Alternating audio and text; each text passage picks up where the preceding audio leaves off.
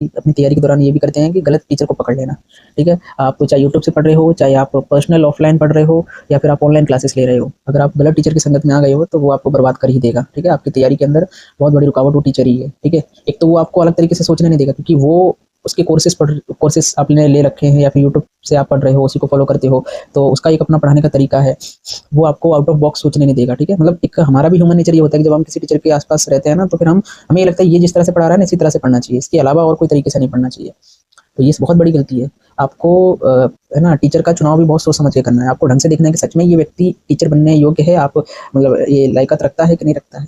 आपको उसका level check करना चाहिए, ठीक है? मैं तो कहता हूँ, अगर वो व्यक्ति अगर यूजीसी नेट जेआरएफ के लिए पढ़ा रहा है, तो उसका खुद का भी पहले तो इस सब्जेक्ट के अंदर क्लियर रहे। ये एक छोटी-सी एलिजिबिलिटी है, ऐसा मैं ज़रूरी नहीं समझता कि होनी चाहिए, पर एक होना चाहिए। उस व्यक्ति ने भी क्लियर किया है, तो उसको अनुभव होगा कि किस तरह से एग्ज़ाम होता है।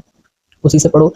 फिर उसका मतलब पढ़ाने का तरीका अच्छा होना चाहिए, ठीक है? उसका ये गोल नहीं होना चाहिए कि भई बहुत सारे बच्चे इकट्ठे करने हैं और कोर्सेज़ बेचने हैं, ये पर्पज़ नहीं होना चाहिए, ठीक है?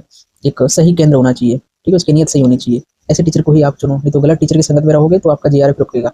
और आप किसी न किसी टीचर से पक्का कनेक्टेड होंगे ही, ठीक है? चाहे वो यूट्यूब के माध्यम से हो या फिर आप किसी ऑफ़लाइन जुड़े हो या फिर ऑनलाइन जुड़े हो किसी से, तो आपको ध्यान रखना है इस